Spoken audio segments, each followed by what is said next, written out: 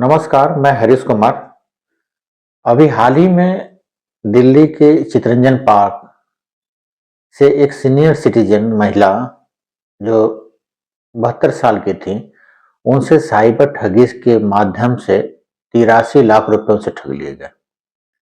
उन्हें digital arrest में वो लंबे समय तक रख के सुबह से शाम तक उन्हें डिजिटल अरेस्ट में रखा और वह उसके शिकार बन गई। वह उनके 43 लाख रुपए उनके चले गए।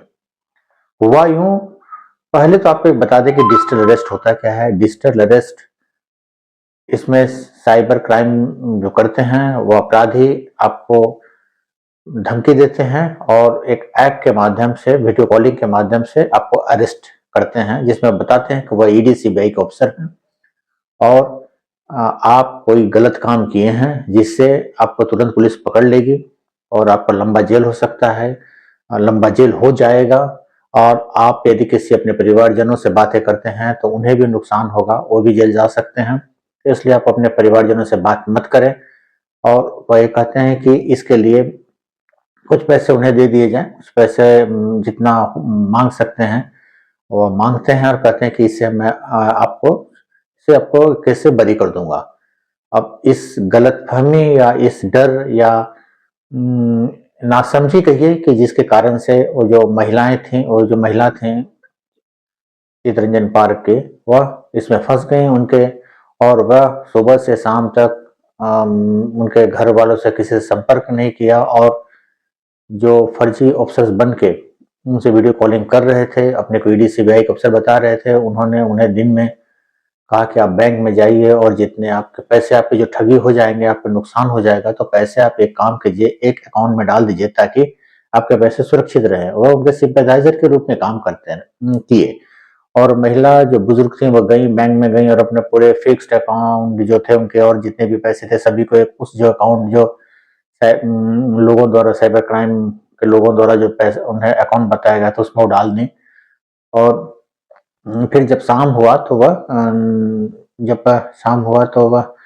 करीब 8-9 बज रहे थे, तो बोले कि मुझे अब नींद आ रही है, मुझे अब सोने दिया जाए। तो बोले ठीक है, कोई बात नहीं, जो अधिकारी आएंगे, आप अभी तो नहीं आ पाए हैं, आपसे मिलवाऊंगा, सुबह मिलवा दूंगा।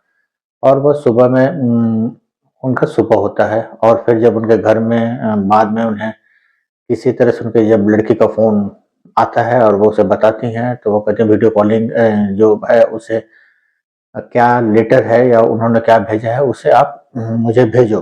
वो जैसे ही उनकी लड़की, उनके दामाद देखते हैं, वह कहते हैं आपको मतलब आप साइबर ठगी का आपसे ठगी हो गई, तुरंत लोकल पुलिस में जाएं। और लोकल पुलिस में जाती हैं, वहां से सच पता चलता है कि वह ठगी का शिकार हो गए।